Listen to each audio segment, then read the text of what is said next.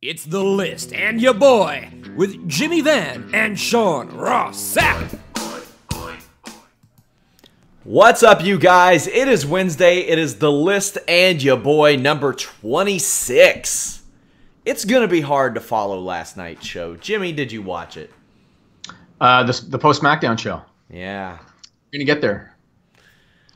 We're going to do a pop quiz this week, Sean. Well, based on what happened last night, we should probably do a poop quiz. Well, we could do that too. So you're stealing my thunder with the pop quiz a little bit because I had that planned, you know?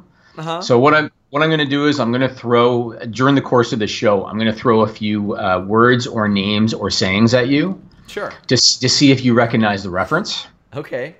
And the first one that I was going to ask you about was, do you know what FMT is? AKA bacterial therapy. That was going to be the first thing that I asked you. Is that poop doping? That would be, it's called fecal microbiota transplant. And that's essentially, like you guys talked about, when you find a healthy donor, you take their shit and you put it in your own, I think they put it in their own intestines, and they do it to help with colitis, which is inflammation of the colon. Yes. Now I tuned in late last night. Were you guys talking about Justine Kish? Is that where that came from?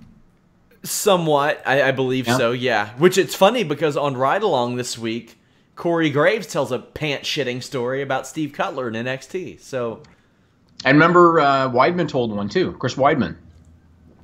That's very true. That is true. So you should tell people quickly about the Justin Kish thing in case they're not MMA fans. So the other night, Justine Kish competed at UFC's Oklahoma City event. We have a post-show podcast up on the site for that where we talk about this at length. And we discussed it on yesterday's, one of our flagship shows along with this, Holy Smokes MMA.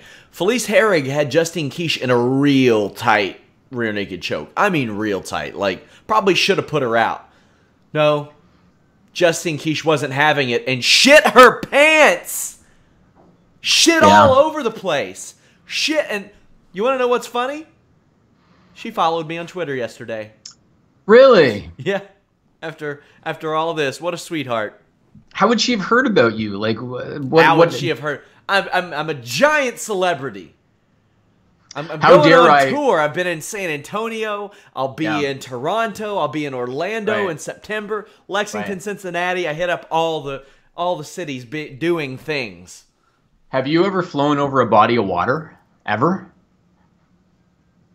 The Ohio River. Okay. You might have a little bit of ways to go yet, but you will get there. You will get there. But no, I saw you guys talking about it, and I saw you make a reference to, oh shit, I better do my research because Jimmy's probably going to hit me with this. Yeah. And you're damn right. I did my research. And get this, Sean. There is a website out there called thepowerofpoop.com. Oh.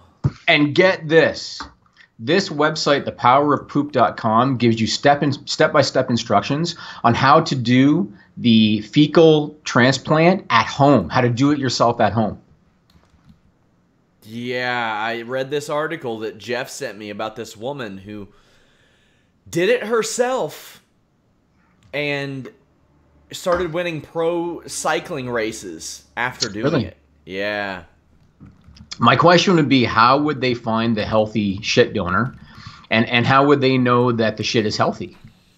Well, supposedly there's a microorganism or something like that only a small percentage of elite athletes, of many elite athletes have. Like, and very few non-elite athletes carry it.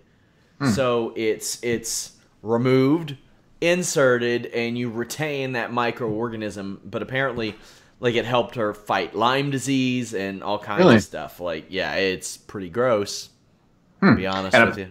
Apparently, you can also get your shit freeze-dried, and then you can take it in capsule form orally.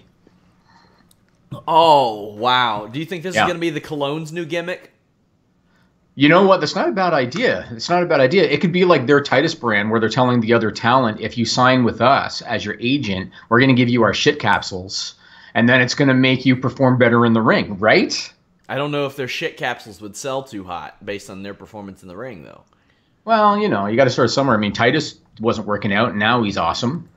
So yeah, that's true. But I mean, that wasn't based on his genetics, though. That was just that he could lead them. It's true. That's true. He's He's gonna TED Talks and stuff. I'd trust him over some duty shilling jobbers. But it'd be unique though, right? Can you ever think of a time in wrestling history when there was a tag team and their gimmick was that they were trying to peddle shit capsules onto other talent on the roster? You want creativity? I mean, there's a lot of times when I watch wrestling, I feel like I'm being peddled shit capsules already. Yeah, I agree. Like Tamina. I don't know why I say Tamina.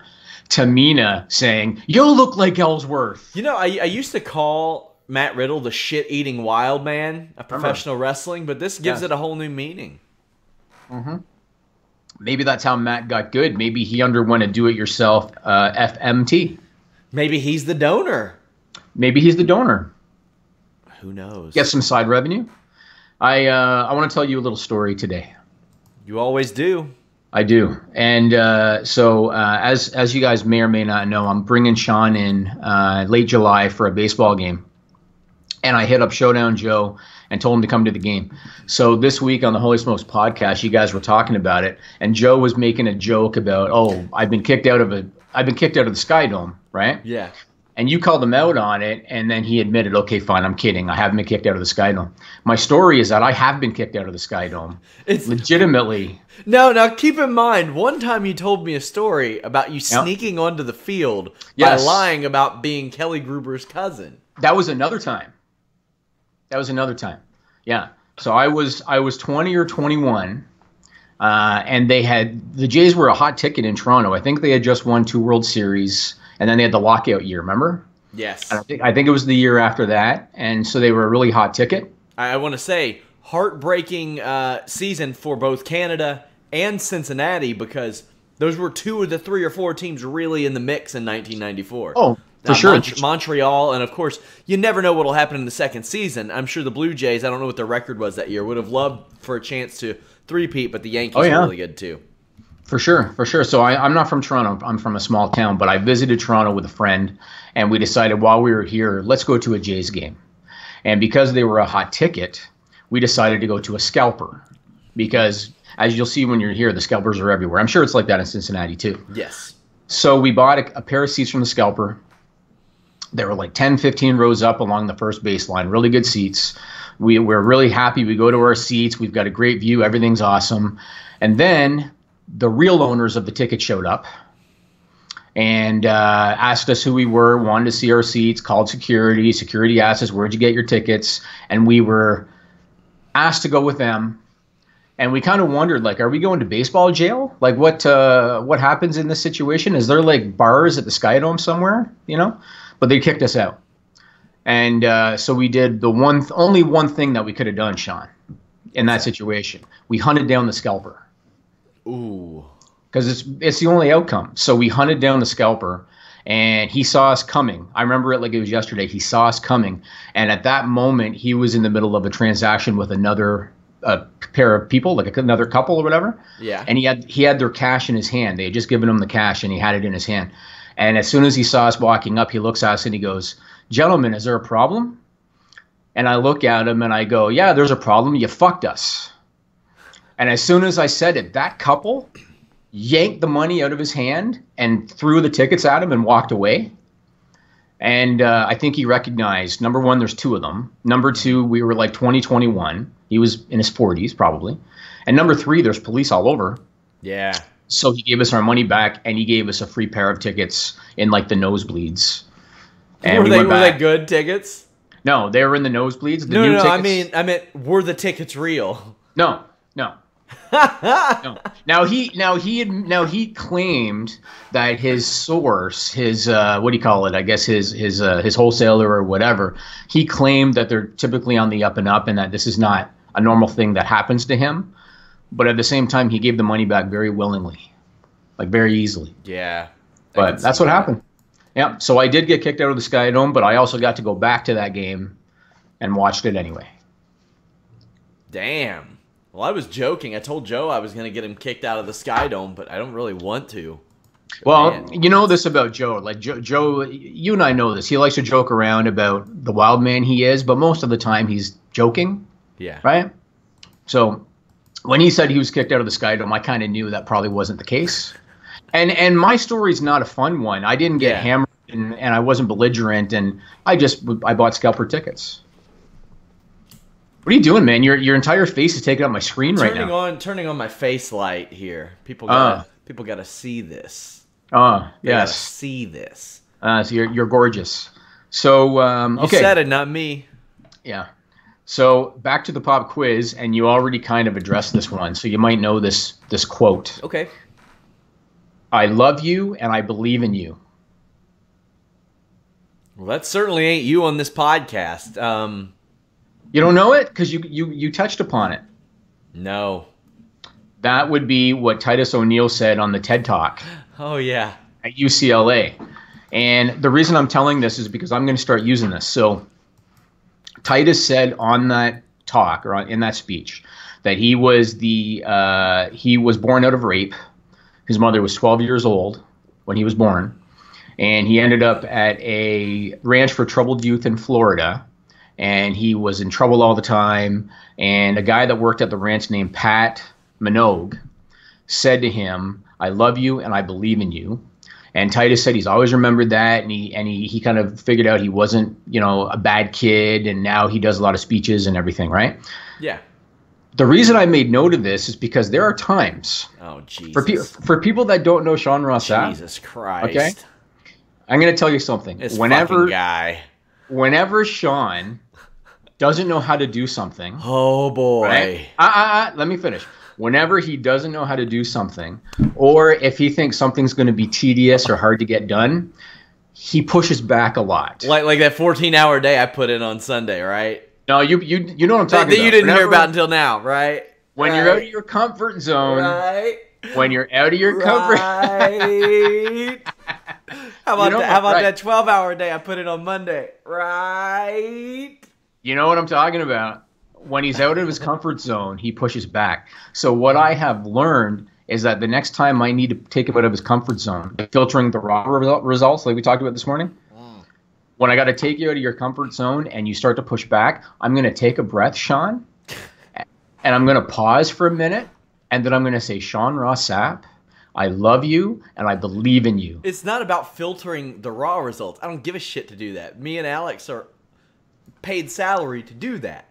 The thing is, I think it's straight dirty to separate like Survivor Series, Royal Rumble, all that stuff. Just put it under WWE pay-per-view. No, you're going to do it. We're going to list 1 year? We've been around 1 year. Not even 1 year. 0.99 years. We're going to be around for years, Sean. Of course we are. So why not add that then? How do you know that I'm not going to assign you the task of watching all the other Survivor Series? You could. In order to get results to put in there. There'd be some good content, honestly. I could do retro review shows. I could do that. I don't care. Right. So you need to have foresight. You need to have foresight. You need to listen to my guidance. And this is why. I thought you were about to say foreskin. I was like, 3 weeks in a row. 3 weeks in a row we're doing this? We've covered that. I no longer have that. So we can't talk about that. You no longer have that? Jimmy. We talked about this. I told you I was taken care of a long time ago. Yeah, I know. But damn. So whenever you're a bit of a pain, I'm going to pause and I'm going to say, Sean Ross Sapp, I love you and I believe in you. That's what I'm going to say, and then things will get done. I always like to say, you never should have to tell people how hard you're working. They'll notice it, but I'll just say, guys, while I'm on this podcast, I'm crossing the 40-hour threshold this week. As Jimmy's like, I love you and I believe in you. You might as well sit there and say, if it's going to be a win, make it a win. No, but you love what you do, right? Oh, of course. And let me tell you something, and anybody on my team will tell you this. When things are good, you don't hear from me. When things are bad, I'm on your ass. Right? Yeah. That's how I manage. I don't micromanage anybody. So people leave those Skype notifications off. That was nice yesterday morning. I was like, damn, it's so quiet. What's going on? But how often do I bug you on Skype? How often? Not much. No, it's pretty easy. Roy Soria says that's illegal, bro. He's overworking you. Nah. Whatever. And there was another question I had. Somebody had mentioned something like, well, you have Alex now and you have David as a lead MMA writer. Doesn't that free up time? I didn't ever want them to free up time. I wanted them to reallocate time. Like that way I could use that time to do additional stuff and other stuff. Right. You gotta have the right type of mentality when you're building a website. You know something, man? When we started this company, myself and my business partner, we always said we wanted no more than like 5 employees because I believe in keeping a lean operation. Yeah. And now we got 30 just because there's not enough hours in the day. I mean, it just happened.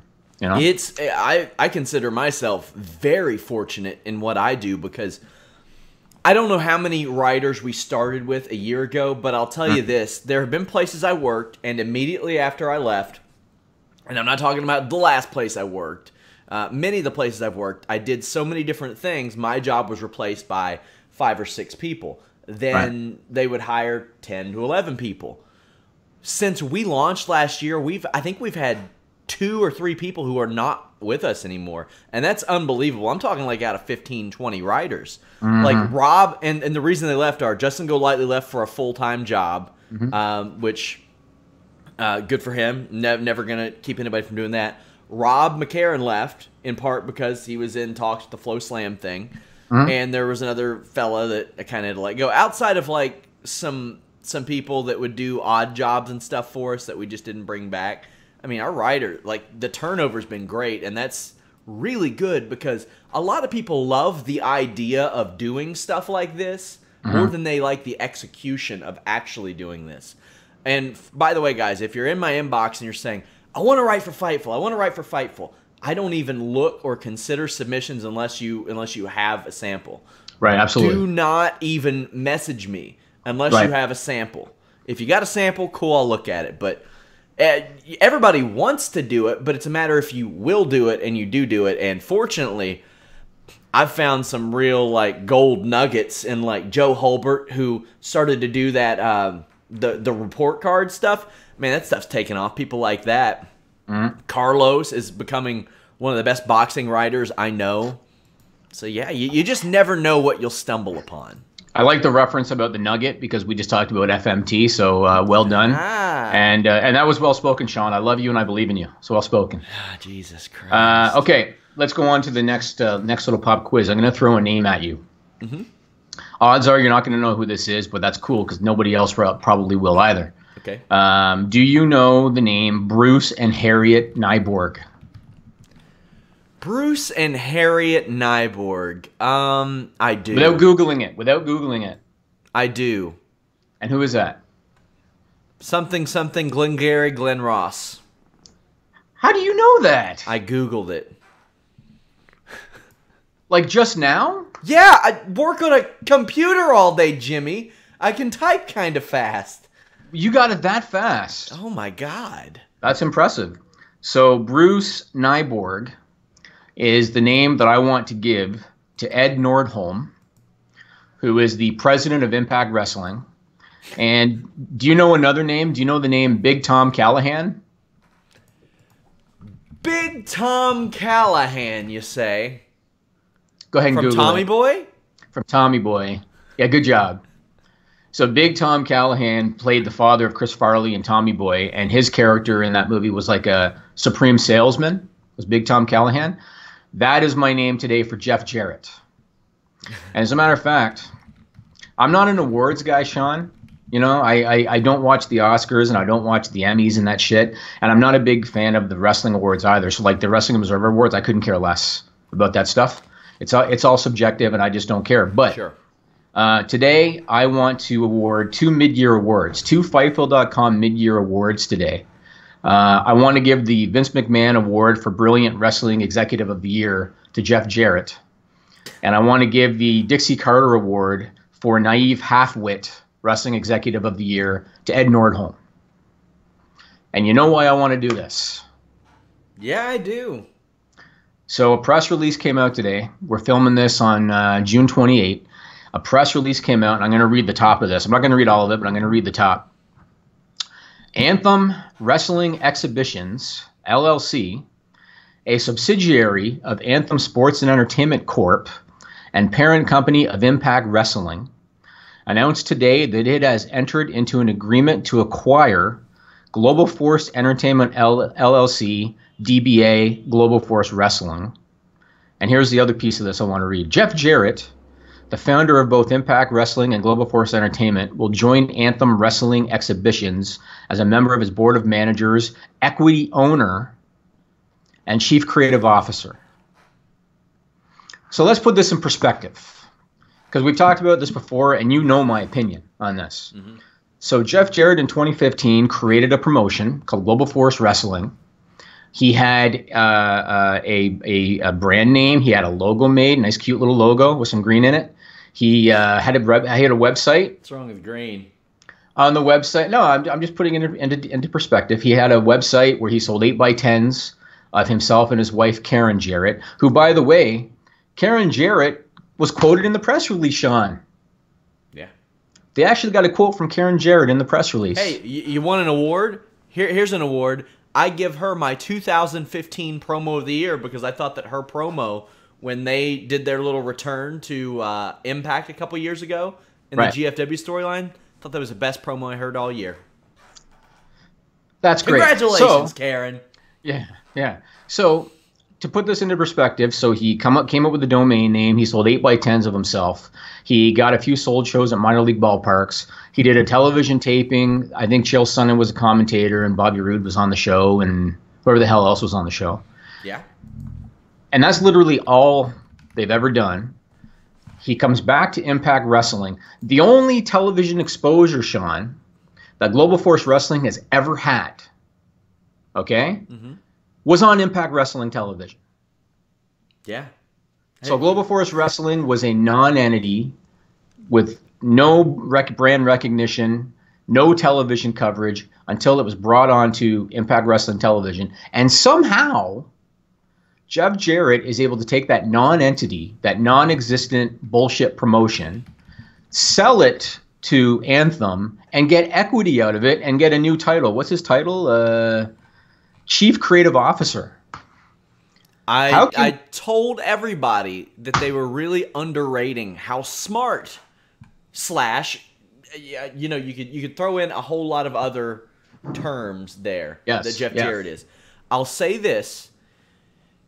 I don't think it's a secret that I used to still do talk to Matt Hardy every once in a while, and I talked to him throughout his exit from Impact. And there's a lot of things I couldn't say. There's a lot of things I still can't say from both sides, from Jeff Jarrett, from Matt Hardy, because of pending legal situations. He was right in everything that he said, and every angry message that I got from him ended up being true. And you see it a little bit now with Shane, too. Shane is not a real bitter dude. A lot of people think that Shane is a bitter dude because Shane is a straight up, like, I'm not going to bullshit you about anything type of deal. Yeah. He was on screen for Impact Wrestling openly praising WWE programming at times. You didn't used to see that. And he straight up said, I don't like the guys running the company. I wouldn't be surprised if we saw a North Carolina-less Impact Wrestling very soon because the Hardys are gone. Shane's gone. Andrew Everett is injured. Trevor Lee, who Shane helped bring in, not on Slammiversary this Sunday. Okay, let me ask you this. The first thing I want to do, actually, I want to explain who Bruce and Harriet Nyborg are because I kind of went over that quickly. So in the movie Glengarry Glen Ross, which is a movie about a sales office, and you've got younger guys that are like killing it, and then you've got the older guys that are struggling. Jack Lemmon plays a character in that movie named Shelley Levine, and there's a scene where Jack Lemmon, who's been struggling to get sales, comes to the office braggadocious, saying, I just closed a big new deal. And it turned out that the sale was to Bruce and Harriet Nyborg. And Bruce and Harriet Nyborg was an old couple with no money who were delusional. And they would sign anything you put in front of them because they liked the company. They liked having salespeople visit them because they liked the company. So Ed Nordholm, I might from here on out call him Bruce Nyborg because that's essentially what he has become in this scenario. Jeff Jarrett, who I said is like Big Tom Callahan. Yeah. David Spade has a line in the movie Tommy Boy about Big Tom Callahan. He says he could sell a ketchup popsicle to a woman in white gloves. And what can you say that Jeff Jarrett was able to take a non-existent bullshit entity, get television exposure, get paid for that television exposure because he was paid salary, and now he has essentially sold it, and I'm sure you got something financial in that deal, sold it to Anthem, and he's now he's got equity ownership. It's mind-boggling. After, keep in mind, he traded in his remaining shares of Impact. Right. To get GFW on Impact TV 2 years ago. And to be inducted into their Hall of Fame and get a title run. Right. Now, keep in mind, GFW filmed 2 years ago. Yes. Here are some of the names that were on GFW's first TV tapings. Magnus, Bobby Roode, Kurt Hawkins, Sanjay Dutt, who is Impact Wrestling X Division champion, Chris Adonis in Impact, Lady Tapa, who since then has fought for Ryzen FC, Mickie James, who is on Raw, Kushida, who is in New Japan and Ring of Honor, all this stuff, Sonata, who's back in New Japan. You had a lot of interesting names there. Yeah, Eric Young, who is now in WWE. You got so many of these guys. It's been so long. Davey Boy Smith Jr. back in New Japan. Gallows and Anderson are in WWE. Who knows? Do you think those ever see the light of day? Do they ever release them now? I think the Fight Network will probably air it. Yeah. The problem is nobody watches the Fight Network. Yeah. And I can tell you as a guy living in Canada, because that's where the Fight Network is primarily based, nobody watches it. It's a paid channel with a minimal viewership. Maybe they'll digitize it and put it on the website or something, but it's going to do very little. I was joking around with a friend today when I was telling him about this story. I've got footage from 15 years ago with Eric Young and Bobby Roode and Nova and Mikey Whipwreck and Hacksaw Jim Duggan. I could take that footage and probably do just as much with it as they're going to do with Global Force Wrestling. Sorry, go ahead. If I'm them, I run the Christina Von Eerie match where she beats Mickie James. I run the Chris Adonis match where he beats Kurt Hawkins. And I run the match where Magnus beats Bobby Roode, and I have Magnus on my TV. I would do those things. At least you can, to some fool, they will get the perception that Impact's guys are a little above. I mean, you're showing them beating WWE guys currently in matches that haven't been released. I mean, you can pull off a little. TJP, he's on there. He's on those tapings. Mm-hmm. It's so weird the way that all works. Let me ask you this. Let's say that WWE issued a press release, right? Mm-hmm. And let's say that press release announced that WWE had just acquired Zack Ryder's Internet Championship belt, right? And let's say that the press release said that they've acquired the Internet Wrestling Championship belt and they are going to give Zack Ryder stock in the company. How ludicrous would it sound if that press release came out? It would sound crazy. Pretty weird, right? Right? That's exactly what just happened. Well, that's exactly what just happened. The only thing I can think of is maybe they want those title belts that look way better than theirs.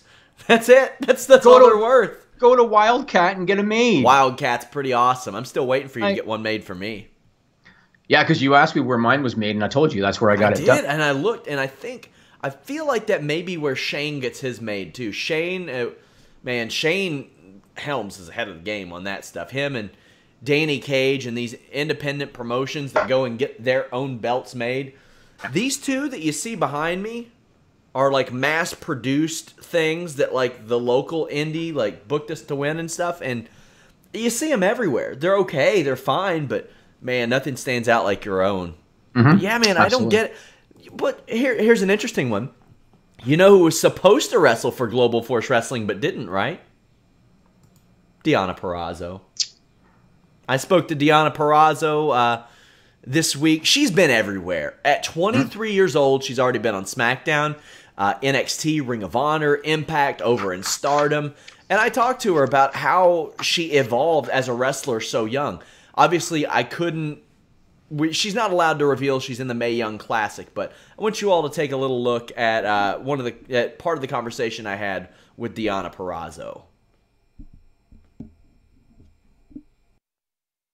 We talked a little bit about, or I mentioned that they've seen you on NXT and SmackDown Live. You were a part of the angle that launched La Luchadora. Now, yes. How many tweets did you get accusing you of being La Luchadora during that period? I mean, I still get tweets about it, or if people come up and meet me, ask me about it. So, countless. I couldn't tell you how much. Were you ever under the hood? I don't know. No, Oh. it was revealed to be Mickie James, so I don't know who it was. Well, we'll just trust that it was her. Many may know, many may not know that you actually went through a WWE tryout at one point. What was that process like for you? I think it was a bit of a weird situation for me because I had already worked NXT quite a few times before I had been given a tryout. So I knew a lot of the coaches and the trainers and a lot of the superstars that run the camp and help out with it. So it was a unique situation because I kind of felt, I don't want to say comfortable, but I didn't really have anything to prove because they had seen everything that I had had. You know what I mean? I think it was a bit more of like a formality than anything because I have been on their programming for months straight at that point. Who's the person that reaches out to you to say, hey, we like you, we're going to give you a tryout? Do you hear about that like when you're in town for NXT, or does somebody give you a call? For me, it happened, I wrestled Nia Jax on NXT my very first time, and right after they were like, hey, we're going to give you a tryout, you should receive information in the next few weeks. So it kind of happened in person for me. But I think typically you'd get like an email saying we invite you, stay tuned for a formal invitation. But for me, it was just kind of like, you're going to do this. I've had some people that would tell me that it's the most grueling thing they've ever been through. We've got Matt Riddle who said that it was second nature to him. How did you feel during that? Because I've seen them live, the tryouts, and they want to test you. They want to make sure that you're not going to blow up. Yeah. I think coming in as a wrestler, it's kind of, at least my opinion on it was, if I could make it through the first month of wrestling training, you can make it through that. But it's not as much physical as it is mental. And for me, a lot of like the cardio drills and the blow-up drills, I just kept trying to tell myself, like, you wrestled an hour in front of Rip Rogers, you've done this, you've done that, like, you could get through this. So mentally, I think it's more challenging than it is physically. But I will say that I came out of it with such a respect for people who aren't wrestlers and have this opportunity and take it head on because, a flip bump is second nature to a wrestler, but as a 6'6", 260-pound NFL linebacker, you know what I mean? That's not something you would ever do in your life. So I think for people who aren't wrestlers that have a goal of becoming a WWE superstar and this is their way in, I think it's a lot more grueling. I remember Taz telling me once that if he's at the supermarket and if he slips on milk, he's going to fall and he's going to be okay, while an NFL player might not be, just because he knows how to take care of himself. I know you're not allowed to reveal to us if you're going to be in the Mae Young Classic, but what are your thoughts on WWE running a tournament like that? They're going all in. Yeah, I think it's such a great moment in women's wrestling, and I'm so excited, whether I'm a part of it or not, to see women get that opportunity. I think we've worked really hard the last few years and even beyond that, just to get women to where we are today and give us this platform. So I think it's really, really awesome that WWE is just embracing it full on, and they're going to give 32 women the best opportunity that they can be given. What do you think of Mae Young being given the distinction of having the tournament named after her? A lot of times she, I don't want to say lived in the shadows of Moolah, but Moolah is a lot of times the first person you think of, and then even more recently, they romanticize Trish Stratus and Lita and what they did for women in the WWE, but Mae Young getting a lot of love. Yeah, I think it's great because they're covering a lot more history than that's been covered prior. And I think they're shining a really great light on a really great person, so I'm really, really happy. Now, Deonna, you're incredibly young, and we always have people asking, like, they'll send in stuff to our contact form, like, how do we get involved in wrestling? How did you get involved in wrestling, and at such a young age? I grew up watching wrestling, and I watched it with my brother since I was 9. So as soon as I saw women, I knew that one day I would want to partake in wrestling, and I thought, if they could do that, I could do that. I could be good at that one day, I think. And as soon as I turned 18, I got a part-time job. I graduated high school, and I went to a wrestling school. That was the first thing I wanted to do before anything. So I kind of started as early as you can here, and yeah. Imagine being on Ring of Honor, Impact, and WWE TV within 2 weeks of each other by like your 21st, 22nd birthday. Like, man, that's got to set you up for your career moving forward. That's pretty impressive. I always like talking to Deonna, and she wrote about her experience over at Fightful.com one time as well, which leads me to say, guys, if you all haven't checked out Jason Kincaid's awesome articles that he does, I'm talking like everything from ROH tryouts to signing his Evolve deal to getting injured to going like wrestling in Mexico for donuts. Like, it's such an awesome, unique look at an up-and-coming, sometimes struggling pro wrestler that you're not getting from a lot of different places. But yeah, we talked to a lot of people this week, Jimmy. Like Omega, Cody Rhodes, Josh Barnett, Josh Matthews, EC3, Deonna, Vince. You know, I look at that guitar behind you in your picture, and I just keep thinking that Ed Nordholm should be standing in front of the guitar. Yeah? Because Jarrett's about to clock him over the head with it, I think, if he hasn't already. But going back to Deonna. Well, I'm going to cut you off because I am the Segway King. If you all want to clock somebody over the head with that guitar, get us to 20,000 subs on Fightful's YouTube. Hit that subscribe button. Give us a thumbs up. At 20,000, we're a ways away. I won't lie.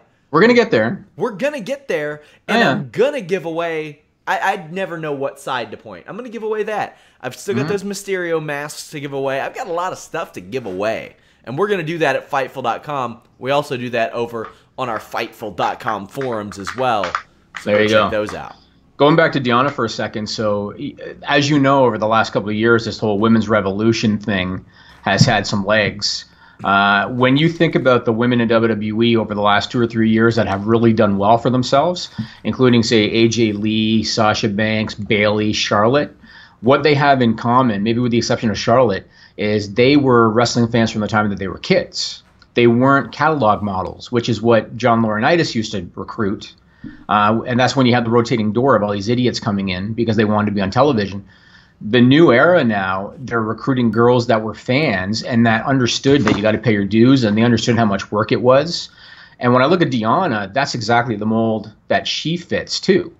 And so I think she's going to make it because she understands. She understands you got to pay your dues. She understands the hustle that's involved. And I think she's gonna. I think she's gonna make it. She's really young. She's doing well. Oh yeah, I think she just turned 23, like maybe earlier this month. So right. I've always liked Deonna, and I interviewed her at my former place of employment and knew that she would be a valuable person to have on your side in situations like this. I hit her up the other day. She said, "Sean, we're out of JJ content. I believe in you." And I'm like, all right, Jimmy, I've got 3 press conferences and 3 interviews this week, but I'll make it happen.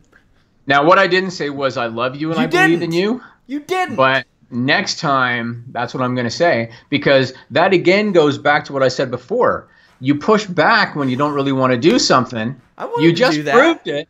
No. When I said to you, I need you to get more footage for this week, you said, oh, we'll just like use something that we already used. And I was like, no. You can do it. No, I said, well, I'm talking to like 6 different people this week. I've got some audio, and you're like, in your Canadian accent, no, we gotta have video because our audience are little babies and they gotta see people moving.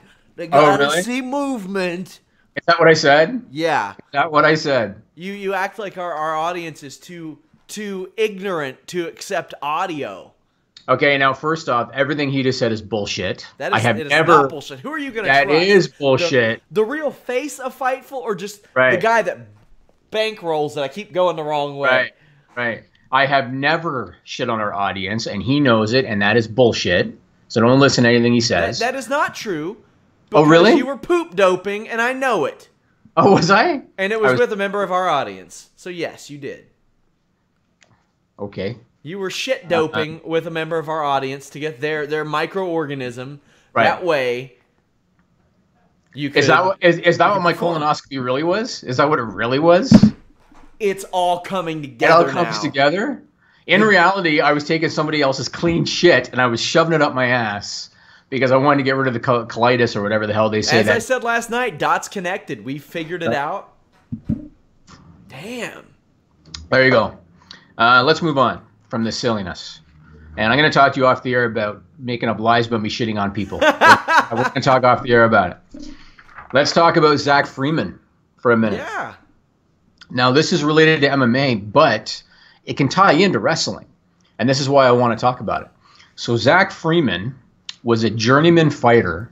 I think his record was 8-2, right, Sean? Yeah, I wouldn't consider that journeyman. But he fought. Who did he fight? Nobody. He didn't fight anybody.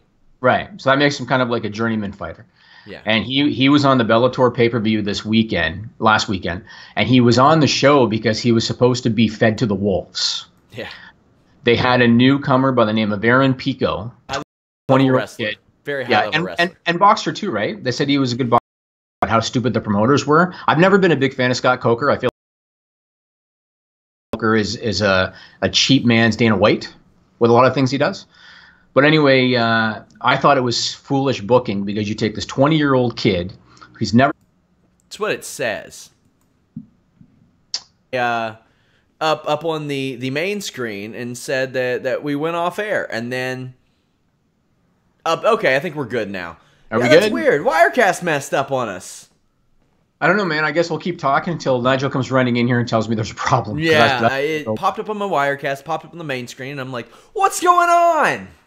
Okay. Go ahead, I'll Zach wait for Freeman. Nigel. Yeah, anyway, so this kid, this 20-year-old kid, they made his debut on pay-per-view, and they made his debut at Madison Square Garden, which is the Mecca. So you knew he was under a shitload of pressure. The Zach Freeman guy went in there, the major underdog, 10-1 underdog, and he submitted the kid in 24 seconds. Real quick. Real quick. Choked him out. Yeah. Now, here's the reason why I want to bring this up, because there's a lesson to be learned, and we've talked about it before with like a James Ellsworth. Take advantage of your opportunities. So this Zach Freeman guy, and look him up on YouTube if you haven't seen it, he channeled his inner CM Punk. Yes, he did. Because he was dropping a lot of pipe bombs afterwards.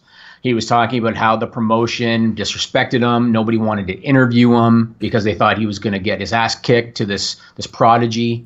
When he did the post-fight press conference, there was another fighter on the panel, the guy by the name of Chael Sonnen, who's a very well-known fighter.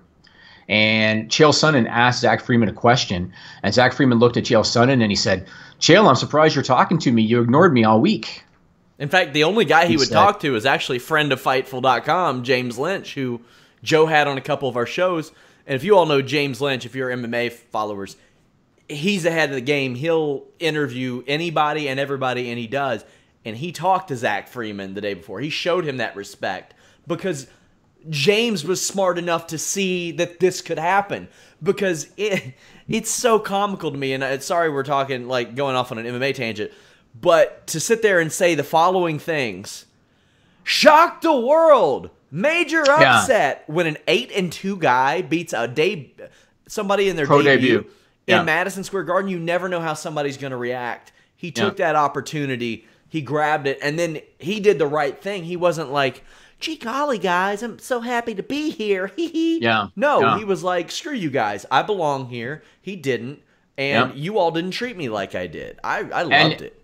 And he told it like it was. He basically said, "This is what I do for my day job. I sell office furniture, and I'm going to go back to work on Tuesday." And he said, "I know Bellator's pissed at me now because I beat their prodigy, and I know that they're going to try to book me in a fight against like a really tough fighter because they want to kick my ass." And he's like, "That's cool. They can bring it if they want." This guy, he stole that press conference, and he has capitalized on every minute of television time that he has received. And I watched him, and I thought to myself, guys in WWE could learn from this. And you look at a guy like James Ellsworth, again, who was supposed to be a throwaway in one segment with Braun Strowman, and he capitalized on that 5 minutes of airtime and tried to make it the most entertaining he could, and he ended up getting a contract.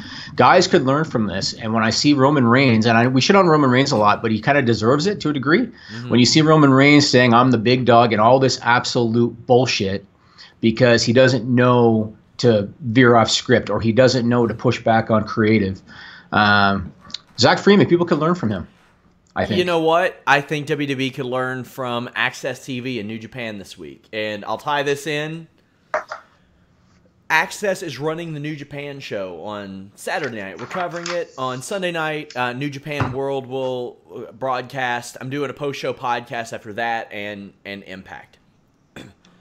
Access was very smart. They wanted to promote these, so they gave the wrestling media, not like all the mainstream media that WWE sends their people to, like NBC Indianapolis, that are going to ask, oh, gee golly, does it hurt when you fall in the ring? Not that. They were like, hey, wrestling media who knows what questions make headlines, that will get eyes on this, talk to Kenny Omega, talk to Jim Ross, talk to Josh Barnett, talk to Cody Rhodes.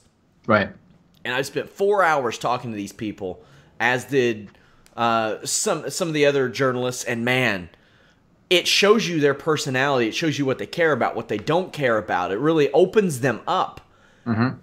I think WWE would do very well to do that. Like, if you want a Titus O'Neil to make some headlines and stuff, throw him out there for a 40-minute audio press conference. Triple H does it all the time, and nothing that bad has happened so far. Who cares if he says something a little controversial? That's the worst thing that could happen, is they say something bad about the writing team. Then what? The writing team might be motivated a little bit. I think most of the talent would welcome it in WWE. Yeah, they would. I can tell you this. So I've talked to Justin Roberts several times about his press tour that he did about his book. And he told me, and he's respectful because he appreciates the promotion, but he told me every interview was the same. And every interview asked me the exact same questions.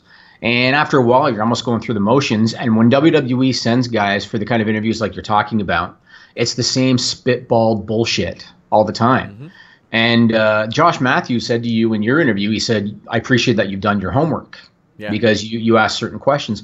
I think the guys would welcome that. Have you ever seen the Mila Kunis interview with the kid from the BBC? I haven't. So look it up on YouTube. So Mila Kunis, of course, is a pretty well-known actress, right? And she was in that 70s show. And she was promoting, I think it was like the Wizard of Oz sequel. And she was doing the press tour, and everybody asks the same shit. How was it working with this guy? And how was it working with this guy? And how, whatever. She does this interview with this guy from the BBC, and he's a young kid, and he's got the hots for her. Mm-hmm. And he starts telling her about, I should bring you to the pub sometime. My boys go there after soccer games, and we really like this kind of beer. And she loved it. She loved it. And her PR person was standing off camera telling her, make sure you hit this and make sure you hit this. And so Mila Kunis, because she's not your average actress, like she's cool, right? Mm-hmm. Mila Kunis goes, okay, let's get this out of the way so that they'll leave me alone. I enjoyed working with this guy. I enjoyed working with this guy. My character was supposed to do this. The story is about this. And she got it all out of the way, and then she turns to the again. She goes, so tell me again about the pub and you know, the soccer team. And they like stuff different. And obviously... I mean, I talked to EC3 about Cleveland sports through the majority of our interview because I know that's what he likes. That's what me and him talk about when we're not talking about wrestling. I troll him about him being a Cleveland sports fan.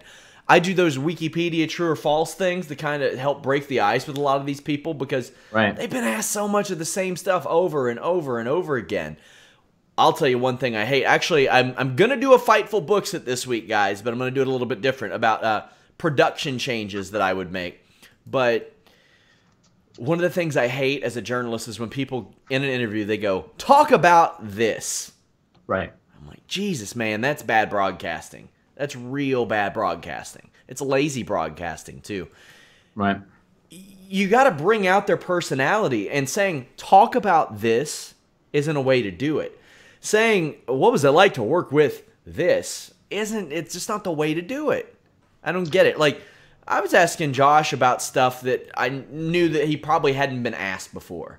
Yeah. And that's important. That's like when you say stuff like, does Vince have any new stories for our filming? I'm like, I'll drag him out of him. That's just that's my job to do and his job to tell him.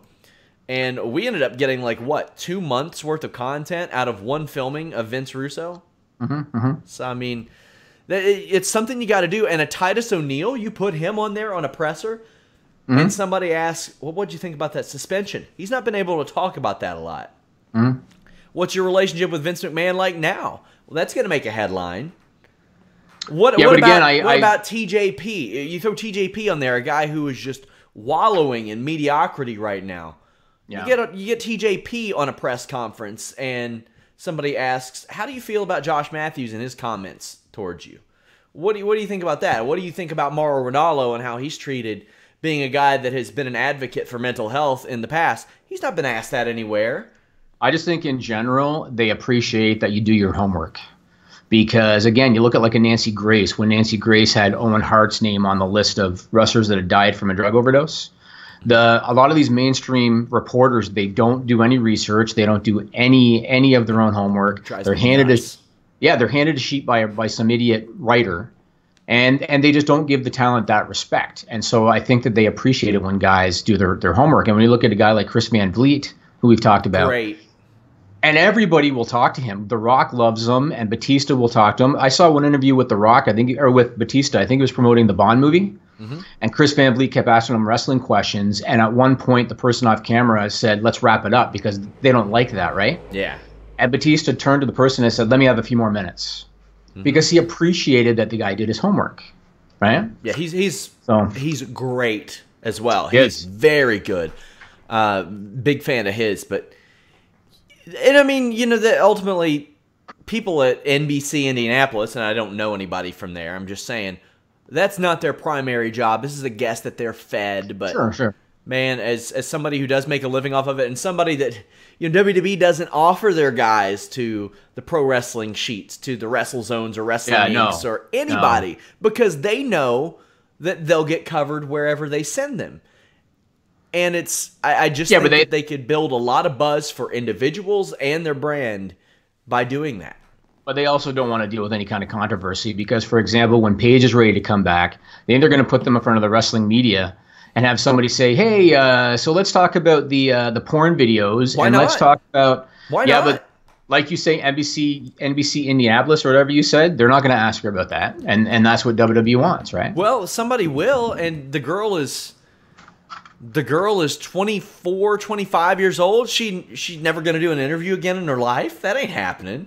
Under contract, she won't. Not a serious one. Let's address that. I was going to talk about it later on. So, how sad were you when you heard the rumor? And it's only a rumor that Paige and Alberto broke up. How were you like? Did it get you right here when you heard that?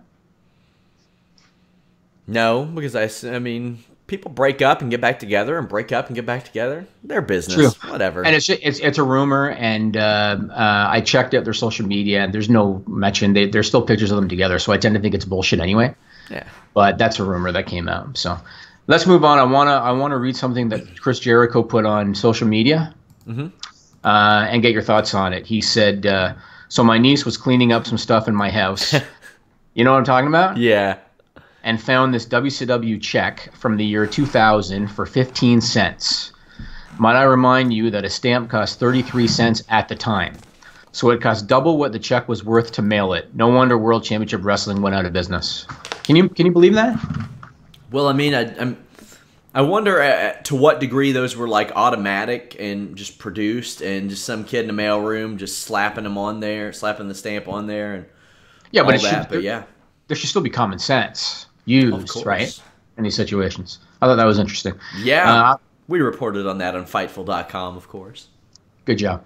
I want to talk about something Daniel Bryan said in an interview because I don't necessarily agree with it. I kind of agree and disagree, I guess. He was interviewed by FoxSports.com. It came out on June 19th. He talked about John Cena being a free agent, and he's going to go between both brands, right? And here's something that Daniel Bryan said. He said, the WWE as a corporate entity puts Raw first. They're the flagship show, and SmackDown Live is always kind of playing second fiddle when you're talking about the executives and how they look at the two shows. So they're always going to do what they think is best for Raw. Now, I agree with him in that Raw is the flagship, and it has been forever, and everybody knows it, and it gets most of the attention. But I don't think that they're putting Cena as the free agent on Raw because they're shitting on SmackDown. He's still going to be on SmackDown, right? They're putting him as a free agent because he's the ratings draw, and both shows need the ratings. So Daniel Bryan kind of made it look like, well, they're taking him off SmackDown because Raw is the flagship. But that's not – I don't think that's the case. I think they're going to keep him on both and try to help the ratings on both. Well, yeah, but I mean, in a way, that shits on SmackDown, in my opinion, because it helps. It goes to eliminate brand separation. They did that with The Undertaker, too. They had him come back, say, I'm back, yada, yada, and then they put him in a feud on Raw. You could have done that. You could have ran that feud on SmackDown with somebody. I mean, it's Roman Reigns, but... Yeah. I mean, I think that they probably make the majority of their money from the Raw show, and the ratings have been in the shitter. But why does that have to be? Why does that have to be? I mean, I know that it's 3 hours, so it's more programming, but yeah, a focus can be put on SmackDown. It used to be for quite. Hulk Hogan was on the SmackDown brand. Yeah, but that's when it was on network television. That's true. That was a different beast back then. Now it's just another cable show. Yeah, but I mean, TV has changed a lot since then too. It has, but Raw still does the highest ratings. It's their flagship Monday show since '93 or whatever it is. But again, I think it'd be one thing if they just yanked Cena from SmackDown completely and said he's a Raw guy now. But he's going to go back and forth because both shows essentially need him. So I don't look at it like WWE was like, fuck SmackDown. I think they looked at it like, we need the ratings on Raw. We need the ratings on Raw. You know. Hey, so, Jimmy, you can sponsor the Mayweather-McGregor fight for $10 million. That would be good for Fightful. Is it actually going to happen because they don't have a venue yet? Yeah, it's going to happen. It's happening. So is the big three moving? They will. They'll come to a deal, or they'll do it in the Grand Garden. I mean, so let me ask you this: can you ever recall a major event that's going to take place, and 2 months before tickets aren't on sale? No. Well, yeah, Mayweather-Pacquiao, I think. Really? The tickets weren't on sale 2 months before? I feel like their tickets went on sale like really late. I can't remember. Really? I don't want to. Don't quote me on that. I don't know. To me, the whole thing's kind of strange. Let's talk about Enzo and Cass. Okay. So I want to give kudos to the live crowd in LA at Raw, because that was a smart crowd that did not buy Cass's apology for a second. They booed him from the second that they were going through it. And I also want to give props to WWE Creative for a change, because they waited until the last minute to have Cass jump Enzo. They waited through the promo. They waited as they left the ring. They waited as they went up the ramp. I almost wondered if they're going to wait and do a tag team match and then have them like walk away or something. But I thought it was good that they at least recognized this is a smart crowd, and we can't have them just do SAWFT and then jump them in the ring because people see it coming. They waited long enough that it almost made you kind of second guess if they were going to hold off on it, I thought. I've repeated this on the podcasts several times over the past week. I've really liked what they have done outside the ring with so many different things. Joe Lesnar, Enzo Cass. I was entertained by LeVar Ball. Another segment which WWE had that went over 1.2 million YouTube views, which is very good. I'm interested in Goldust. I like Strowman and Reigns. I like the women angle. I like the Fashion Files. There is so much outside the ring from WWE that they are doing right now that I enjoy. Right. They're I don't know what got into them, but I'm thrilled to see it. You know, the only thing I didn't like about Joe and Lesnar, and I have loved the build of Joe and Lesnar, and I think that if the plan was to do a one-off, I think they should change that plan and turn this into a 2 or 3 match series, because it's been really entertaining. The only thing I didn't like about Raw on Monday with the way Joe attacked Lesnar is Brock is so much bigger than Joe that Brock had to practically bend backwards in order for Joe to keep the choke on. And that, for me, it was hard to suspend my disbelief when Brock would get out of the choke, throw him against the screen, and then there's Brock bending backwards again so he could put the choke back on. I would have rather he dropped him first with like a chair or something and then put it on him while he was down, but that's nitpicking. Yeah, and Joe's like 6'2". He's a big dude, too. Like Brock's a monster. He's the beast, Sean. That's true. That is true. Perfect segue. Oh. It was good. That's like when Michael Cole gets on TV and he's like, "This is cool, guys. Do it." We're going to talk about Michael Cole. Oh, we're going to talk about Michael Cole. Well, okay, we will talk about Michael Cole. Vince Russo, obviously on on this week's list, and your boy gives his thoughts on Paul Heyman. Oh, I thought we were going to do the I'm sexy. And then, come here, sexy boy. I'm not the boy. Do you remember the first time you saw ECW programming? Yes. Do you happen to remember what it was, when it was, what was on it? All I remember, bro, is it was on the country music channel at the time. CMT, I guess it was. TNN? Yeah, TNN. Yeah, I remember, Brian. I know it was a Friday night, I think, and I just happened to come across it on a Friday night on TNN, and that was the first time I saw it. Did that motivate you in any way? Did you see that and think, oh, this is gritty, this is different? Or what was your opinion on it? Bro, that it didn't motivate me at all, and so many people like to say that it did. And bro, I was motivated by the NWO. I mean, when I saw what Eric was doing with the NWO, I was like, bro, we need to be doing that. When I saw ECW, bro, what blew me away was like I would watch in awe that these guys are freaking killing themselves. Like literally, I honestly felt, bro, I was going to be watching that show one week and I was going to witness somebody freaking break their neck or break their back. And that's what captivated me about ECW was like, these guys are freaking like absolutely killing themselves. And how was Paul Heyman convincing these guys that they need to go out there and almost kill themselves? But I never thought that's what the WWE should be. But I definitely was inspired by the NWO, no doubt. What did you think of ECW going out of business within months of WCW? Bro, you know what? You know, with anything, bro, it all comes down to money, and it all comes down to dollars and cents, bro. I mean, that's what it's all about. I mean, I look at TNA now, bro. People, you know, a lot of people like to say, "Oh, Vince, you're a one-trick pony," and Vince was filtering you. I hate to correct people, bro. We had over 2 million people watching TNA at one time. Okay, bro, they're at 300,000 now. So somehow they went from 2 million to 300,000. Why, bro? Dollars and cents. You've got to spend money to make money. And when the money is no longer there, you're going to be done. Bro, you know, you can try to make chicken salad out of chicken shit for so long. You still need your freaking superstars. Bro, TNA losing the heart was a massive blow. They didn't want to pay these guys, and they've paid for it. So, you know, it's all about money, bro. It's, you know, WWE is the kingpin and the only game in town because they got more money than everybody else. It's that simple. What was your relationship like with Paul Heyman during, whether it be your WWF run or WCW run? Because I know that you all took Mike Awesome right from under their nose, and I'm sure he couldn't have been happy about that. Bro, let me tell you something. Sean Ross Sapp. Okay.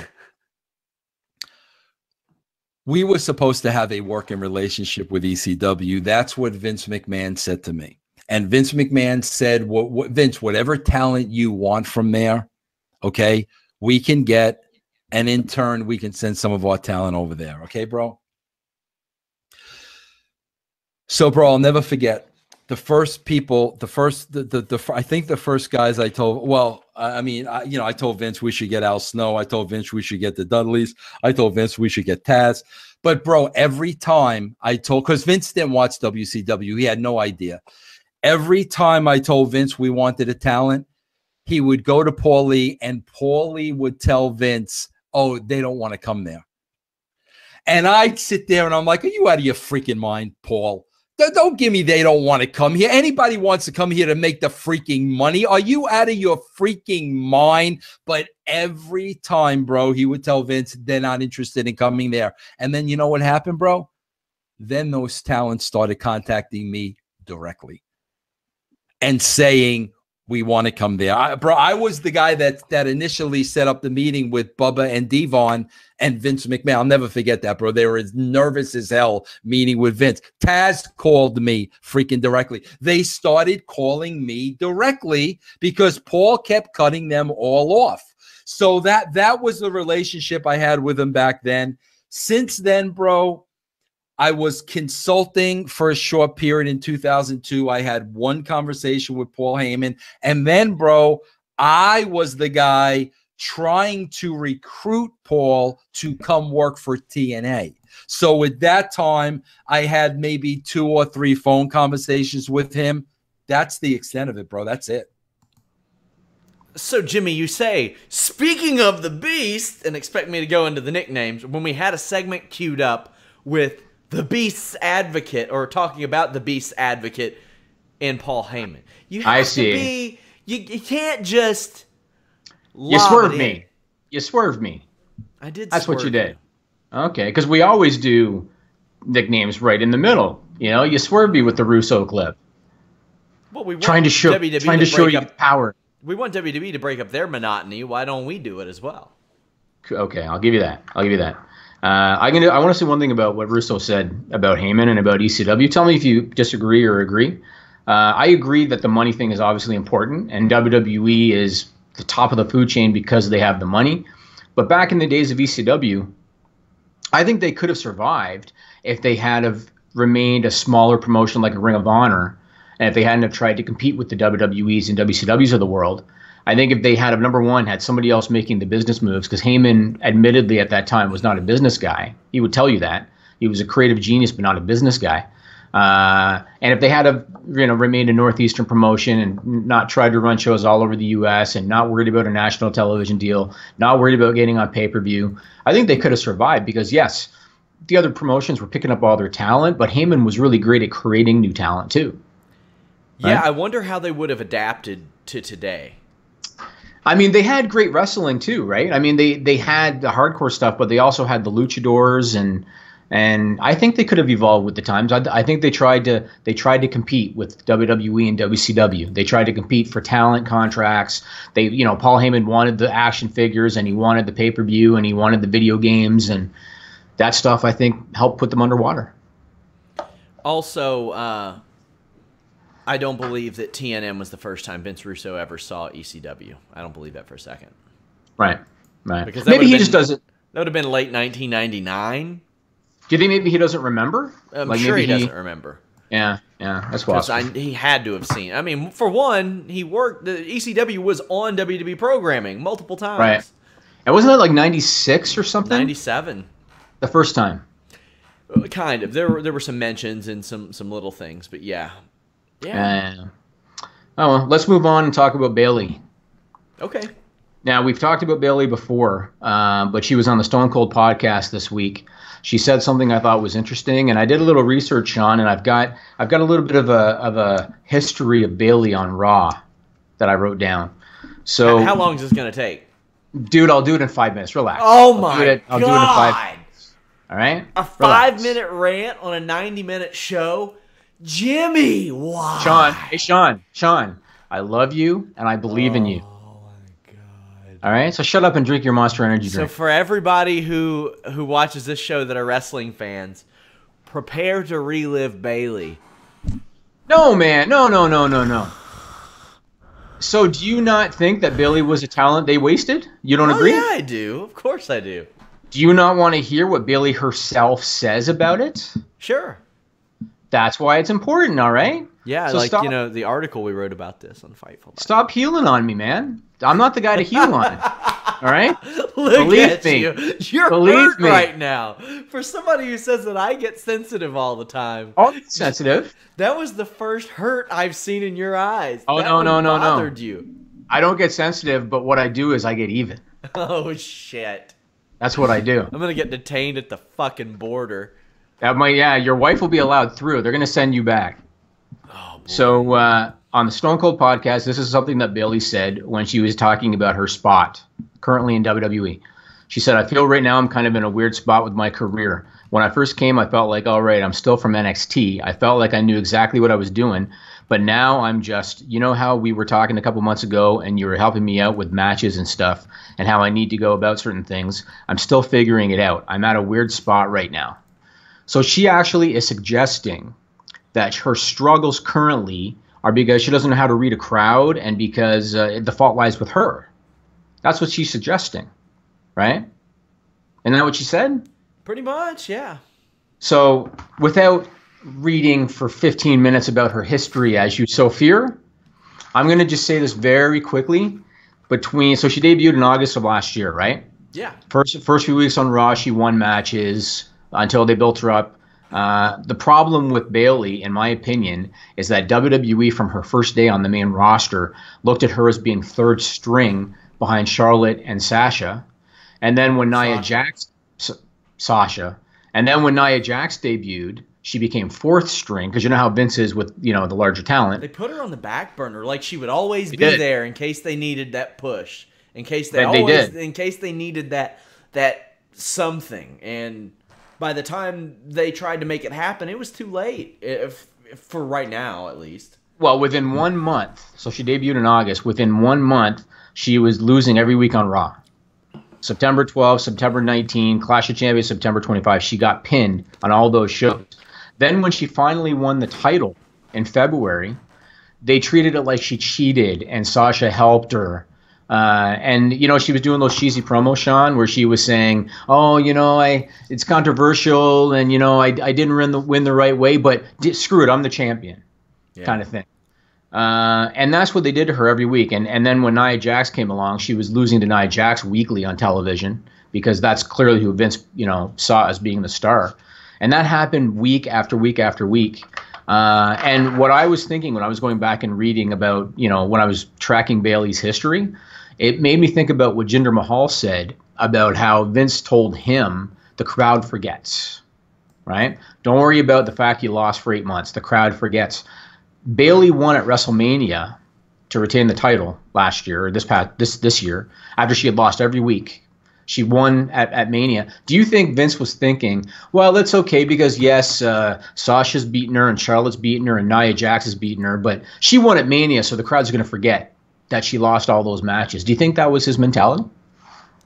Jinder Mahal is WWE champion right now, so yeah, I do think that. Yeah, exactly. But the crowd doesn't forget. This is the problem. They don't forget.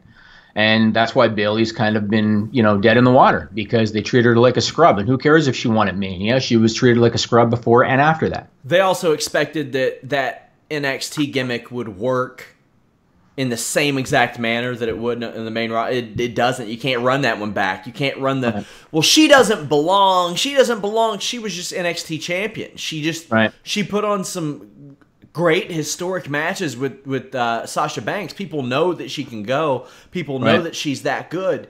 Yeah, it comes down to what Marcus Louise, the former NXT star, said about getting to know your talent on a personal level, get to know the character on a personal level, and then write for them. They got to write for personalities, not for characters. Now, sometimes that personality has to portray a character, but sometimes the character is the personality, and that takes... Like, they wanted Steve Austin to be the ringmaster, and that wasn't him. He was Stone Cold Steve Austin. That's who he was, and they saw that, and they said, hot damn, that's the right move to make. So I feel like Bayley still is treading water creatively, because you remember, wasn't it 2 weeks ago she hugged Corey Graves after an interview? Yeah. And everybody was like, "Oh, this is going to be the start of something, right? They're gonna make her like a crazy heel." And now it's been 2 or 3 weeks and nothing. She's still regular Bayley. There's been no follow up at all on that. So something I want to ask you before you move on to your list. A ton of former WWE divas were backstage at this week's SmackDown. Yep. They were at Raw, weren't they? Raw rather. Yeah. It was Candice Michelle, Tori Wilson, Christy Hemme, Sharmell, and then Lillian Garcia, and then Victoria tried to show up in San Diego and wasn't allowed. Yeah.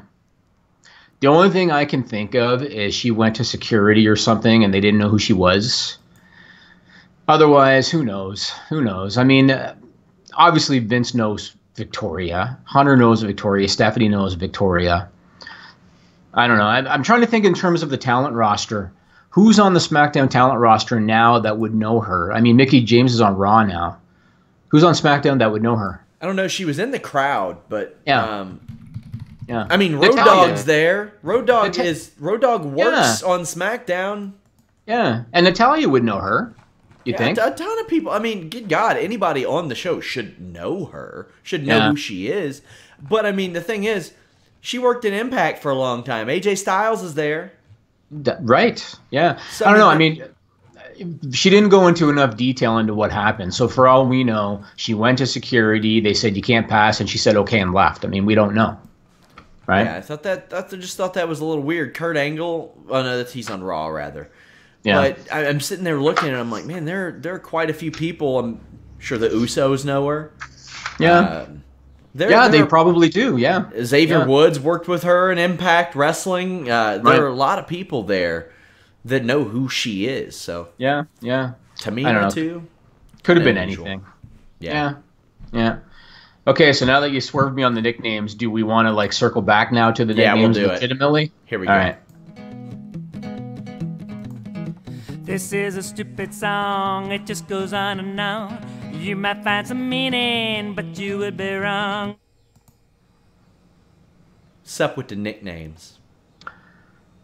So first off, once again, thanks to Trevor Strong for the usage of the stupid song. Go to trevorstrong.org to check him out. And what do you call this man, Sean? Gisberto Guzzo? He's a legend. He's the guy that does the count for us. Now, have you read Justin Roberts' book yet? No, I hope to soon. So in his book, Justin talks about how towards the end of his run, Michael Cole was the one managing that team. And about how he would get reminders, don't say this word, don't say this word. You know, Justin used to have that muscle massage your hands to go. And he would give it to all the talent. And Michael Cole pulled him aside and said, you're not allowed to bring that here anymore. Like there was weird shit that would happen like that, right? I am almost convinced that 2 weeks ago, Michael Cole pulled Corey Graves aside and said, you're not using nicknames enough. I'm almost convinced of it, Sean. Because let's go into this quickly for Raw, and then you'll know. So last week, this week, 60 usages of nicknames on Raw. They had gotten down as low as like 50 over a 3-hour show. Their high was like 75. Now they're kind of hovering back into the 60s. So they're kind of going in the wrong direction. What do you think were the main ones used? The big dog. Well, maybe not the big dog because he wasn't on screen that much. Let's see. The boss. Got to be the boss. She was wrestling for a while. Oh man. So the boss was 10 times. Mm-hmm. It was number 1. We should play like Family Feud with WWE nicknames. We could do that. Yeah, maybe on a future show. Yeah. So the boss, the beast, monster among men, king of the cruiserweights, big dog, top 5. King of the cruiserweights, a big one that they use a lot. Now, who said it, Sean? Michael Cole 27 times. Corey Graves 28 times. Now, this is a gentleman that 2 weeks ago was down to 12 times. And I said on this show, if you get it under 10, I'm going to send you something nice. Ever since that day when I said get it under 10 and I will get you something nice, he's off the rails since that day. Last week, I think it was like 27 times, and this week he's up to 28 times. Do you think Michael Cole or Kevin Dunn pulled the guy aside and said, we're hearing less nicknames out of you lately. Got to step it up. What do you think? It's possible. It's possible. Yeah. And not to completely go off topic, but I'm very excited to see what Mauro Ranallo sounds like tonight without all that on NXT. I'm going to watch that. But, yeah, that's what motivated me this week for the Fightful Books It. It's going to be a bit of a Fightful Books It. I was going to do like a big Enzo Cass one, but what happened the last 2 weeks kind of just shit all over that and all my notes. So instead I'm going to do like production tips. I'm sure I'm going to have somebody saying, what the hell do you know? You ain't worked there before. But Braun Strowman's going to tell you that? No, he would say, I'm not going to get into it. But I'll just say this. If that feud goes for a year straight after today, I'll be happy just so I can keep hearing him say, I'm not finished with you. Well, you know what? Again. We know that someday in WWE, there's going to be a power struggle someday. Yeah. Because the time is going to come when Vince McMahon, sorry to say, he's not immortal. The day is going to come when he either passes or maybe he gets to the point where he just doesn't want to, be around it every day anymore. the power struggle is going to come because it's pretty common knowledge at this point. Kevin Dunn is not a Triple H guy. Mm-hmm. Michael Cole, I don't think, is a Triple H guy. And I think the time is going to come when Hunter gets that say. And we've heard that Hunter hates the way that things are done. He doesn't like the nicknames. He doesn't like the way that entrances are disrespected. He doesn't like the lack of continuity and storylines. In NXT, you see what he likes, right? The time is going to come where that power struggle is going to happen. Kevin Dunn's probably going to be pushed out. I could see Michael Cole going the way of JR, the way Vince McMahon treated JR, and I could see him kind of being pushed to the side a little bit. And Corey Graves is a Triple H guy. So he'll probably be around, and then maybe the nicknames are going to come down. On the June 5 edition, Corey Graves was down to 14 examples of nicknames. On the June 12 edition, he was down to 12. And since then, he's back up in the high 20s. I feel like something happened. I feel like somebody talked to him. Yeah, it seems like it, doesn't it? It does. It does. And then SmackDown, real quickly. SmackDown is doing things right. 20 usages in 2 hours, and of those 20, 11 of them were either Mr. Money in the Bank or Miss Money in the Bank. 11 of the 20. So they got it way down, and the guys that used it most, JBL 10, Tom Phillips 6. Not terrible. Not too bad. You're going to have that with the Money in the Bank situation probably in the weeks leading up. Well, obviously in the weeks leading up to it and following it. So that's not exactly. A surprise to me. It's not too bad. No, it's not too bad. But Raw clearly is and we know that Raw, as we talked about, is, I think, considered the flagship to Vince McMahon. I don't know. An hour longer too. Yeah, and an hour longer, but still, if you average it by the hour, Raw's still way ahead. It's not even close. Yeah. But I kind of wonder again if maybe Vince cares more about the production of Raw as opposed to SmackDown. Maybe Vince is on the headsets more for Raw than he is for SmackDown. I wish a lot of his quirks, which will be addressed in this week's Fightful Books It, would go away. Well, we'll see, man. I mean, he's and again, I don't wish harm on anybody, but he's not immortal, and the time is going to come when Hunter's going to step in and take over. So I mean, in a way, I can kind of understand it because I'm sitting here and I'm like, gosh, I couldn't even imagine being 75 and wanting to let go of Fightful because it's something that like me, you, and Lindsay and all these people who work with us helped create. What we see now is something that he helped create and was like part of his vision, and he doesn't want to relinquish that to somebody else. Like, sure. What if it doesn't work out? What if the same thing that happened to his father happens to him, and his vision is taken to something completely different than what he wanted? Because I get it. Because Vince often says, if my dad knew what I was going to do, he probably wouldn't have sold me the company. So sure, and not only that, but I mean, Vince McMahon, this has been his life. I mean, it's pretty common knowledge. Vince is not the kind of guy that takes a bunch of vacations. Mm-hmm. He's not the kind of guy that likes to sleep in. And if he's all of a sudden going to retire, what the hell is he going to do? I mean, this is... You know what? I wasn't the kind of guy who liked to take vacations or sleep in. But Fightful changes a man. Well, you'll be in Toronto in about a month's time, my friend. I'm excited. I'm very excited. My wife has off that week. Yeah. It worked now, out very well. Have you thought about what you're going to do? So you have the Friday to yourself that week. Yeah, so we fly out that Wednesday. We're going to go stay in Cincinnati the night before. That way, it's just an easier transition. So I'm going to see maybe if Alex can fill in for me on the SmackDown podcast if I can't make it, because you never know how hotel connections will be. Yeah. We fly out Wednesday morning. I'll get there. How great is it, Jimmy, that it's a hashtag 90-minute flight for the hashtag 90-minute man? Isn't that cute? Yeah, there you go. It's great. It's great. So we'll get there. I don't know where the hell your offices are. Don't know how I'll get there. But you're going to have to get a cab. I'll get a cab, get an Uber. Do they do Uber there? Oh, yeah, absolutely. It's Toronto, man. Come on. They do everything. Okay, just making sure. Yeah, I heard when somebody messaged me when they found out I was going, they said, Toronto is the future. I don't know about that, but I mean, have you ever been to New York before? No. Okay, so, I mean, if you've never been to New York, you should go. Yeah. But Toronto is essentially a smaller, cleaner New York. I had a lot of people begging me to go, or not begging, nagging me to go to New York for SummerSlam this year. And I'm like, had I not went to the Royal Rumble, I would consider it. But for me, it's hard for me to be out of this office for the Royal Rumble and SummerSlam. That's tough.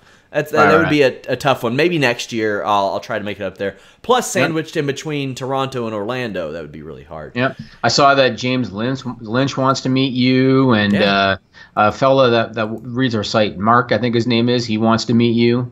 Mm-hmm. And I told you, since you don't come out this way very often, you got to do Niagara Falls. It's only about an hour drive away or so. I'll try to make that happen.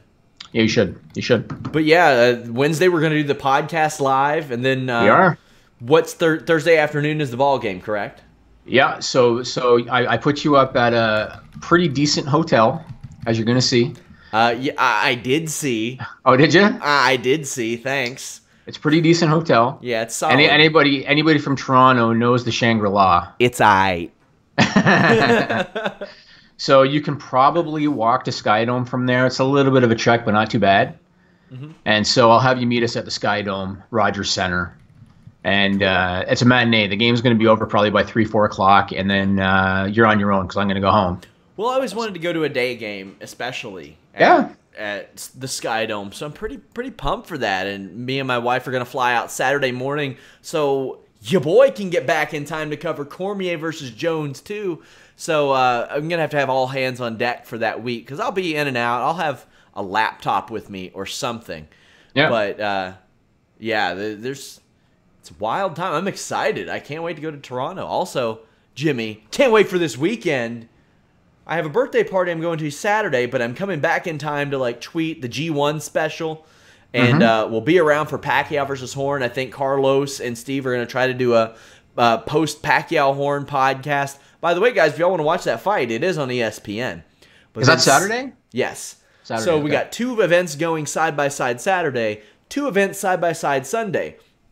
Just to clarify, you guys, the G1 special night 2 is on Sunday. It won't air on Access until the following week, but it will air on New Japan World with English commentary. David's going to cover that, while I believe Ryan Cook covers Impact Slammiversary. I've been doing interviews for both of which all week long. Got tons of content. We got tons of stories, interviews, audio, video coming up for that. Whichever show ends last, whether it's G1 Special Night 2 or Impact, I will be doing a post-show podcast right after to kind of wrap up the weekend. I'm really excited. Now, Jimmy, I know you're not all hip to the New Japan and all that stuff, but this is big, and they sold out in 3 minutes, and Kenny Omega has said, next time we come, I want them to triple the venue size. I want them to do this. And to really speak to Kenny Omega, who is a pretty big star right now, his confidence in New Japan, he said, I had people, he hasn't been taking United States dates until now, and people wondered, well, how was it so simple for him? Because he had visa issues, because he didn't work for Ring of Honor for a majority last year. He said, I had a lot of companies that wanted to bring me over on a visa, but I didn't want to do it to just do it. I am a New Japan guy. I wanted to do it with them to show them how much they mean to me and vice versa. Does he still live in Canada? Do you know? He does still live in Canada. So he'll work Canadian Ring of Honor shows, but he said this opens him up to working PWG and ROH more. This is a big move. Josh Barnett wants them to do quarterly shows. I think that'd be a good idea. Right. Access seems to be, for lack of a better term, balls deep in New Japan right now. I'm very excited and optimistic about this because they're putting on some familiar faces with some of their homegrown talent. I think this weekend's going to be big for them. You know, all the years that Bobby Roode has been in wrestling, which has been a lot of years, he has maintained his home base in Peterborough, Ontario, which is it's an hour or so east of Toronto. And I always thought that was interesting. And Kevin Owens, who lived in Florida when he signed with the company, was in NXT. Once he made the main roster, he moved back to Montreal. Came right back. Yeah, and so Kenny Omega's still in Winnipeg? I believe so, yeah. He still wrestles for ECW. Really? Yeah, and that was the thing that he said, guys, go check out that press conference audio. I can't put over how great and how fun that was. And Access set it up perfectly. They were way ahead of the game. They did this thing where we submit questions live electronically, and their PR guy asked them. And he was like, anything you all want to ask. You bring us, he addressed the Shibata and Hanma injuries. He addressed his visa status. It was It was great. We have those up on our exclusive section, obviously, and we got stories coming all week long. New Japan this weekend. That's a big move for Impact, a very important show. So yeah, I'm gonna do a weekend wrap up. Might be me solo. Might have somebody with me. I don't know. And being a small town boy, Sean, because I know that you are a small town Southern boy. When you come to Toronto, maybe I'll arrange for you to get a nice table at the Brass Rail or at Sundowners in Niagara Falls. So you let me know. Hey, let me know. Whatever I got to make happen. I'm trying not to be a small town boy. Me and my wife are hoping to make a move to Lexington in a few years when anybody that listens to this that's from Toronto or Niagara Falls, they're going to chuckle when they hear that I just offered to get you a table at the Brass Rail or the Sundowner. They're going to chuckle when they hear that. What is that? A strip club? Yeah. Hey, the wife might not be down for it, but I can all I'm gonna lose say, her ass Sean, for a little while. All I'm gonna say, and I've heard this, I have not experienced this personally. They do it a little bit differently in Ontario. Oh yeah. I don't know how to follow that one up. No, I think we shouldn't. I think that's it. Guys, The List and your boy, every Wednesday at 3 p.m. I want you all to go check out our other flagship show in Holy Smokes MMA podcast. If you all don't even like MMA, I really want you all to just give it a shot. Check it out. We've had dozens of people say that show got them into MMA, and that makes me so happy. Nothing makes me happier than that, saying that we are responsible for somebody checking out MMA or anything of that manner. Me and Joe, we pull no punches. Sean Pearson, who we had on the show this week, also pulled no punches. We get people like Frank Trigg, who have been high-level fighters and is now a referee. I remember when we started that format, Jimmy, I was like, Trigg is a guy we're going to have on probably every week because there's always a reffing controversy. So we get his aspect, and he isn't afraid to pull or to go in on people. But I've got a Fightful books it this week. You can check all this out at FightfulPods.com. I want you all to use the Fightful forums, but check out our new visual changes over at Fightful.com. Our main page looks hot, Jimmy. Things are looking good, yeah. We're working on a lot of behind-the-scenes stuff, too, so you're going to see we're going to be growing in the next few months, the stuff that we're working on. Shout-outs to Lindsay and her team for putting that front page and the visual changes together. That woman works her ass off. So, she is awesome. She is great. Jimmy, anything to add before we go? No. If you want to get in Lindsay's good book, she really enjoys bacon. Ooh. So if Kentucky does anything fancy with bacon or anything special, bring it. She'll love it. I would, but I mean it would be bad by the time I brought it. Depends on, if it's like freeze-dried or smoked or... You know what? I might be able to send her some bacon. Maybe. Oh, she would love it. Now, before, when you say bacon, we have bacon here, and then there's Canadian bacon. Yes. We call it back bacon or P-meal bacon. P-meal bacon. I don't like back bacon. It's like ham. It's thick, and I'm not a fan of it. I prefer regular bacon. I'm wondering if this is like soccer, football, soccer, stuff like that. Like, are you referring to bacon like... Bacon. Cook it in a... But is Canadian bacon to you? No, Canadian bacon... I'll tell you what, Sean. I will show you when you're here. All right? Okay. I'll show you. It's really confusing, Jimmy. We don't call it Canadian bacon. No shit, you would just call it bacon. They don't call Brazil nuts in Brazil. They're just nuts. They're just nuts? Yeah. No. Canadian bacon is not bacon. Here. Wait, there's one more thing I wanted to address before we go, and I know we're running a little over. Did you see them teabag my man Tozawa on that Great Balls of Fire graphic? I saw something that you posted, but I haven't paid a lot of attention. Head over to Instagram.com/FightfulOnline. See what they did to poor Tozawa. They teabagged him. Cheap plug. Guys, I want to thank you all so much for joining us. Subscribe, like, thumbs up, all that good stuff. Until next time, we are out.